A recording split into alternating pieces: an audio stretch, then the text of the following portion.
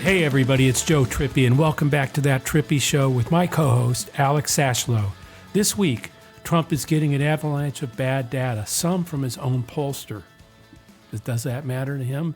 Just how unpopular is the Trump and Elon takeover, and why I don't think Trump cares much about the fate of congressional Republicans.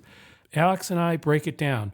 With a shutdown looming, should Democrats let Republicans veer off a cliff or save them again? Plus, we get to some of your questions. Alex, where do you want to get started?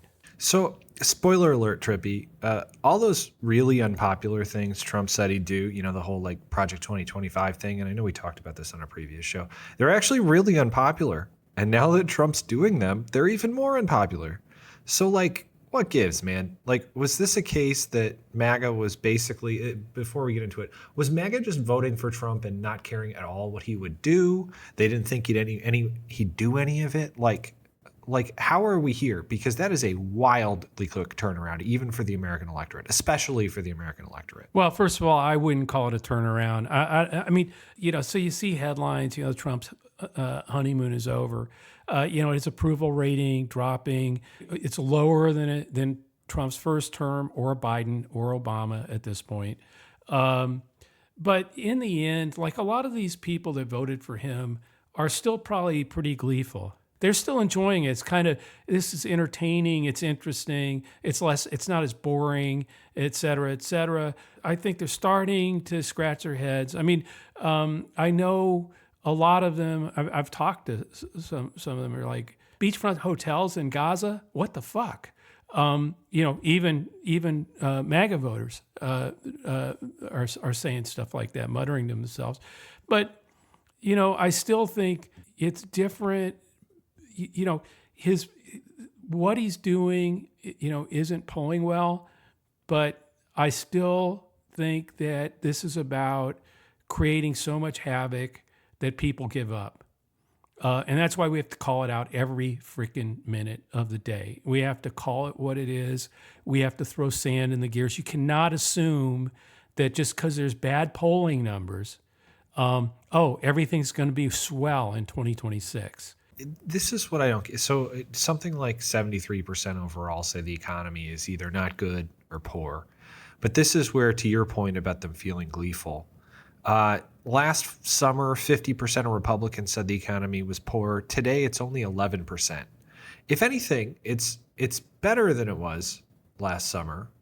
But the biggest reason is clearly because Trump is now sitting in the Oval Office. Yeah. It's all. They were saying it was horrible because Biden was president. Now they're saying it's great because Trump is president. And interesting today, one of Trump's talking heads at the White House was talking about how their stimulus of sending people dividend checks, the quote DOGE dividend, would not be inflationary. In other words, pumping all that money back to people and putting it in their pockets. As if, by the way, I think somebody like Biden did something like that. I believe it was even called the Inflation Reduction Act. Yes. And back when he was doing it, they said, this is going to cause massive inflation. Now, okay, and I'm not arguing that it did or didn't. That's not my point. No, it didn't, but I'm not arguing that point. My point is now they're saying that doing something exactly that is not inflationary at all. It won't be inflationary. And I can argue that back then, with the supply chain messed up and everything, that there were reasons, to get, and people who were out of work or couldn't go to work, all that stuff that happened, there are reasons to get money in people's pockets. There are now too. That's not my point. My point is, it's just wonderfully interesting how it was so inflationary when Biden did it and won't be inflationary at all when Trump does it. And so his MAGA supporters will listen to that and buy it. And so, I look, 57% of Americans are saying he's exceeded his authority since he's taken office. 62% say he's not honest and trustworthy. That's a number that's been up there over 50 for quite a while on the honest and trustworthy point. 47% believe he has the mental sharp. Think about this. 47% of the American people believe, and this is, quote, a good thing, supposedly, right, that 47% of Americans think he has the mental sharpness to effectively serve as president. Yes, of course, 50 do not. But there again, go look at the results of the election. That's why it was so close, because no matter what he does, 47% think he's mentally sharp as hell, even with Gaza and all this other stuff. Over 80% opposed the January 6th pardons. That's how they are, where they are. But is that going to matter in 2026 or 2028? Particularly with everything else they're doing to screw with elections and making it tougher for people to vote, et cetera, et cetera. And, and 60% oppose all the firings and shutting down USAID. Which, much, much bigger number there, right? I mean, yeah, okay. Over 60% opposes tariffs. We can keep going through all this stuff, but my point is, this isn't like, okay, everybody, sigh of relief time. Or as Carville, who, look, you and I, we respect the guy. He turned out to be incredibly correct, I think, he was out there way in front. The young man problem, yeah. Yeah, the young man problem, saying that we need to appeal to men and all that. But this, hey, just get out of the way and let them destroy themselves is not a good strategy. I mean, we need them to overreach, and we need the backlash from the American people. But we also need to put sand in the gears, stop them at every step that they're taking, slow them down, stop the appointments, stop the damage they're doing, slow them down so that and yes, we have to get our messaging house in order on the pro-democracy side. We can't keep trying to reason with people. We got to talk to them where they are and get their attention. That's going to take good messaging, good messengers, and as we've been saying, it's time that we own our create and own media outlets, not rent them from the right. And there's all kinds of things we have to do to overcome this. You cannot rely on. Again, a lot of people may not vote. They may just be exhausted at the end of this unless we can articulate a better vision, and these idiots basically keep doing what they're doing, doubling down on stuff that's as deadly and as unpopular as Project 2025. They don't care because they think they can implement all this stuff, and by the time they're done, the pro-democracy side will be exhausted, disillusioned, whatever. And I just think it's the wrong message to get. Oh, the CNN poll, the polls all look great. He's falling apart. We need to help him fall apart. We need to take it to him now. Is what I think, but So there's more numbers I want to get to because they're great, but we got a bunch of listener questions. I'm going to skip to one. With a shutdown looming, Republicans, by the way, so the spending bill got passed this week, or the budget bill got passed this week, gutting Medicare and Medicaid. We'll get to that too. But shutdown is a little less than 2 weeks away as we're recording this. Republicans are already starting to blame Democrats for it. There's a problem with this logic. Dusty Johnson, Republican from, I believe, South Dakota, said, quote, "Republicans do not have the votes to keep government open on our own. So if Democrats want to shut it down, they can." Rosa DeLauro, Democrat from Connecticut, responded with, "Who's in charge? White House, House, Senate. They got it all. They got the trifecta. Where are they? They can't govern."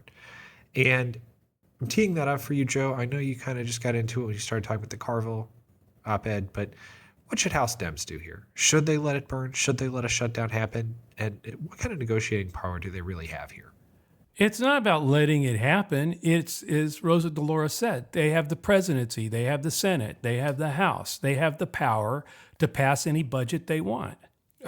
For all time, they've never been able to pass a budget. Within their own caucus, they can't agree on anything.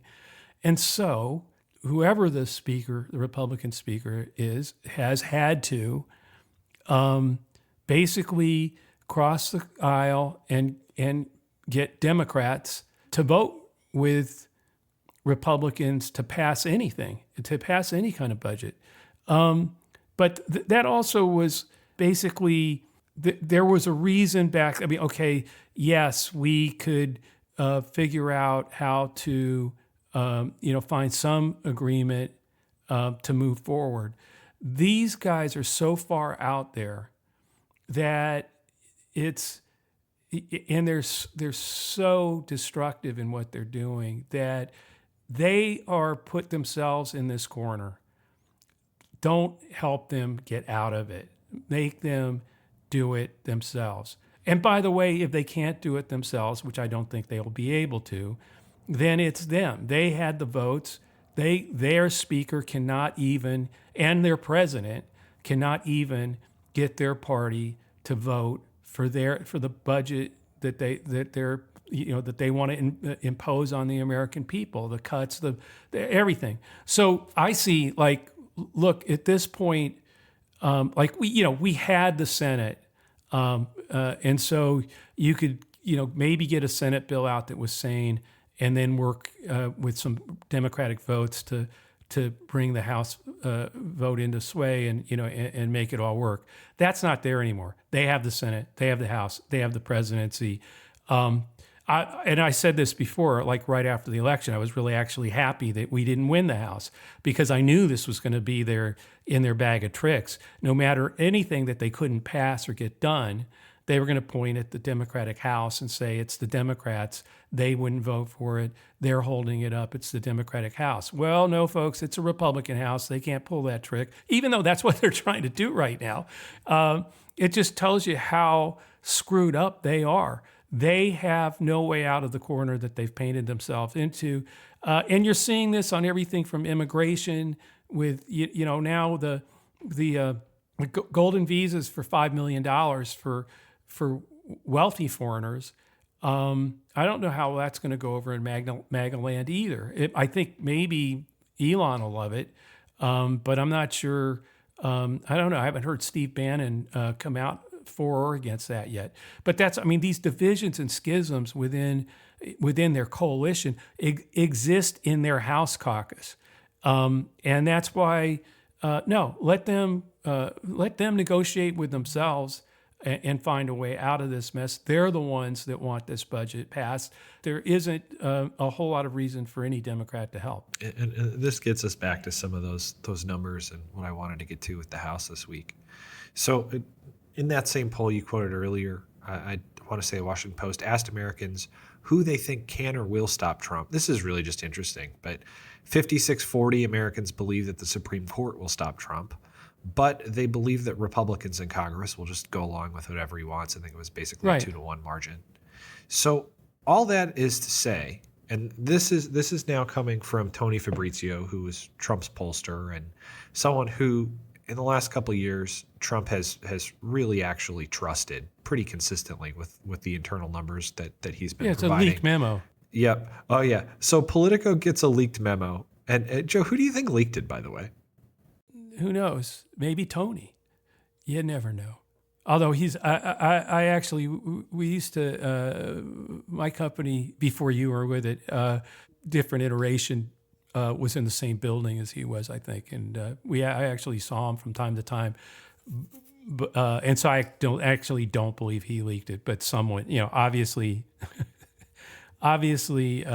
it's been leaked for a reason. So why don't you get into some of those? So well, let's get to what it was. So basically, he went into I think 18 battleground House districts, and spoiler alert again, second time this episode, the whole Trump economic plan, destroying Medicare, destroying Medicaid, it's poisoned for House Republicans. So I think that the new poll shows that Democrats are leading an average of 5 points, which a month into a presidency, that is a massive, massive number.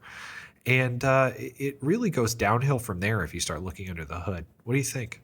Look, as you said, Democrats lead in those 18 districts by 5 points. And voters want, tax policy to prioritize working people, not the rich. We're sure Trump will listen to that from his own pollster, right? they want to slash the safety net and give tax cuts for the rich. So, that's where their plan is, not where their polling is. 59% of voters in the 18 swing districts say they're worried about their personal financial situation. Trump approval, a little bit underwater in those districts. But again, listen to this, 47 positive, 49 negative. It's a -2. It's a net negative. Well, and remember, with that 59%, generally speaking, if you're worried about your personal financial situation, you fire the people that you think are in charge right now. Right, except, then this is what I mean about you can't roll over with these numbers. Okay, their propaganda machine, and Elon Musk probably drops about $10 million into each one of those 18 districts. Their propaganda machine tells everybody in those districts that that the candidate's transgender, that they're allowing that they have gone down to the border themselves and cut holes in the fences to let intruders come to your neighborhoods and terrorize you. So right now you're asking these questions. Hey, do you want tax policies that prioritize working people or tax cuts for the rich? Well, in a nice quaint poll like that, yes. Guess what? You're going to get a bunch of people telling you they want tax policy to prioritize working people and not cut the safety net and not give tax cuts to the rich. And that they're worried about their financial situation, et cetera. That lots of those things were probably true going into the 2024 election. But what is missing is the day-to-day, minute-by-minute poison that their propaganda machine on Fox, on X, across many of these networks are going to drip, drip, drip for the next 3 or 4 years on anybody who puts their heads up in these districts to oppose them, whether in a primary or the general. And that won't be the fight. You got to remember, fight the war you're in, not the one you want to be in. A lot of these poll questions are fights that we would want to be in.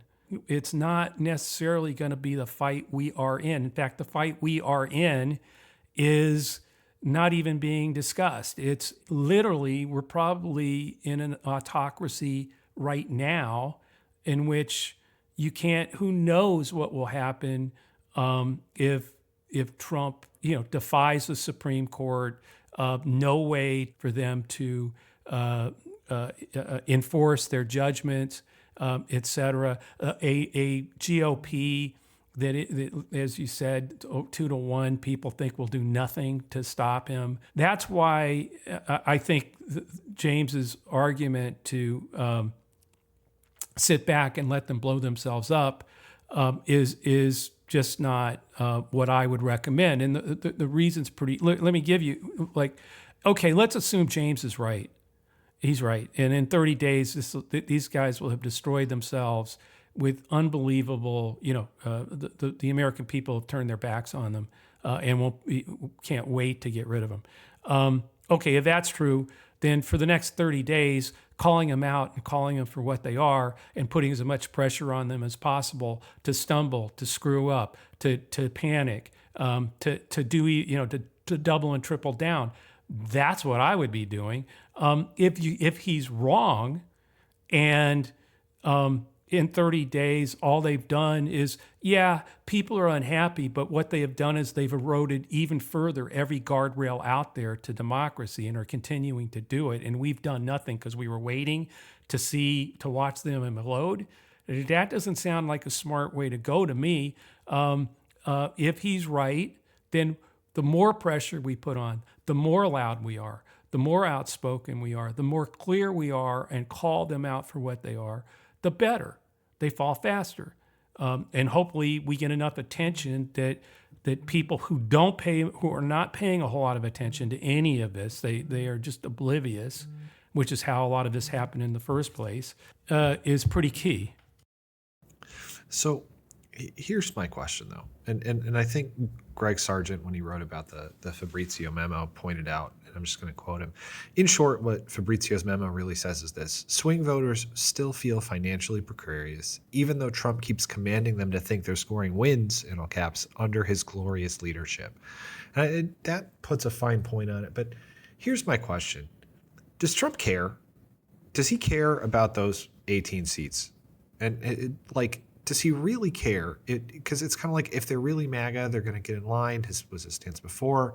Like, does he care at all this time about having the House?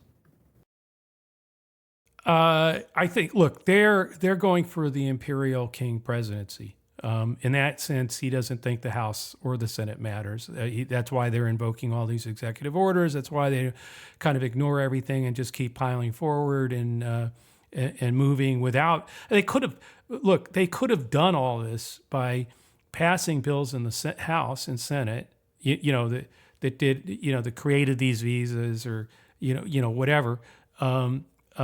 But he doesn't want to do that. He doesn't want to. That's a bother. I think the only reason they care is it's just they know this is a race to derail democracy, and we are in a race to win the House, to keep throwing that, which would be the biggest bunch of sand we could throw in the gears to stop them, or at least slow them down, and keep resistance alive, and a chance at saving the democracy. But so from that point, he will care in the election. He'll try to do what he can. I don't think he cares now. I think it's more, hey, let's do whatever the hell we want.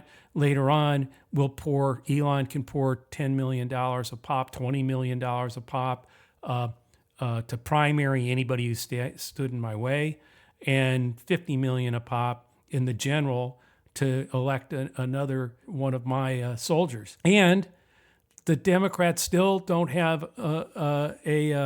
any kind of platform, and the media is no threat to our propaganda machines and our networks. So we'll overrun them again, like we did in 2024. I mean, I'm talking about this from their perspective, from the Trump team's perspective. I think it's like we're going to get everything we can now as fast as we can. This is a race to erode democracy as quickly as we can and take power and place it in the presidency, and create the imperial king presidency, where the House and the Senate just are rubber stamps at his command, which is kind of where they're at right now, which is why, by the way, it's their budget. Pass the damn thing that you want to pass. That you want to do all this stuff, do it. And and put your name on it, and anything that's unpopular right now that they pass, they can't blame it on Democrats. So let them do it. But in the end, they will fight like crazy in the election to stop any. I mean, they're also, by the way, in the meantime, going to throw sand in those gears. They're going to put sand in voter registrate purges, taking away drop boxes, early voting, any other measures that they can, requiring 2 pieces of identification, a photo ID, anything they can to grind down the propensity of people to vote, to come out and vote against them, or even be able to. So they're doing all that. And in the face of all that, I think standing back and going, hey, but look at these poll numbers. They're falling apart, and in 30 days, this will all be over. Oh my God, please, no. We need to resist on every front, and we need to build on every front. Build our own media networks and own them. Better define and reframe the brand of the Democratic Party and the pro-democracy movement. Open the doors to a pro-democracy movement that puts all our differences aside. And I'm talking, Adam Kinzinger and I probably haven't agreed on. We agreed on January 6th and some other things, but there are probably a lot of policies that we disagree on. But he's out there. We need to. Those people need to be invited in, and not like, why are you talking to them? No, these are we need, and even people who haven't been as courageous as Adam, but are starting to walk away from the Trump presidency and this administration. It's time to really open up and build a pro-democracy movement. They've got an anti-democracy, autocratic movement that's been at it for 40 years. We thought they were just campaigns every 2 years. No, this was a on the march, and they're still marching every minute, every day, and laying back and hoping, well, in 30 days they'll stumble and be out and we'll win the next election. No, it's a movement. We have to form a pro-democracy movement, train up candidates at every level, recruit candidates at every level, get message discipline, develop our own media outlets and own them, not rent them. And we need to fight them. And on top of fighting them and throwing sand in the gears, I think even then we'll need them to overreach and create the backlash that will propel us in 2026. We had a bunch more listener questions we don't really have time to get to today, but we did get to the one, so we'll hold them for next week. And Joe, that's a great place to stop today. Thanks, Alex, and thanks everyone for listening to That Trippi Show. We're gonna in the next few weeks, we're gonna start looking at these 2026 places that we need to focus on, both what that landscape looks like in the House and the Senate, as well as what is the 3 or 4 things that you and we all need to be doing now with very specific ways to help. One of them, by the way, is Says Us. We are in now the Google and Apple app stores for Android and iOS iPhones. You can join, and on March 10th or around that date, we'll be making a more public launch. I hope many of you will join before then and help us get that launch off the ground. Adam Kensinger, I've mentioned, has joined Says Us and is now posting there, as are a host of other, Dave Troy, Dan Gilmore, and others that are real important, I think, for you to be reading during this time, because there's lots of good suggestions about what to do and how we fight back and how we're creating a pro-democracy social network there that builds trust and community, which is unlike anything else out there, where we control and own the content, not Elon Musk or someone else. This podcast will always be free and is part of Resolute Square. So check out the latest at resolutesquare.com/Trippi. There's some big news coming that'll be coming out about Resolute Square about the same time in the early to middle March. Please subscribe to That Trippi Show and leave a review on Apple or wherever you listen. Also, if you're listening to this episode on YouTube, please like and subscribe to get alerts when we post the next episode. You can always send us a question to thattrippishow@gmail.com or leave us a review on iTunes. We'll see you next week. I'm sorry if there was a little ranting on this one, but I think in the following weeks, we want to start doing shows that are pretty constructive about the networks we need to build, the races we need to pay attention to, and what we need to do to bring others into the fold. This is a real important time. Stay active. Do not step back for 30 days and wait to see what happens. Thank you.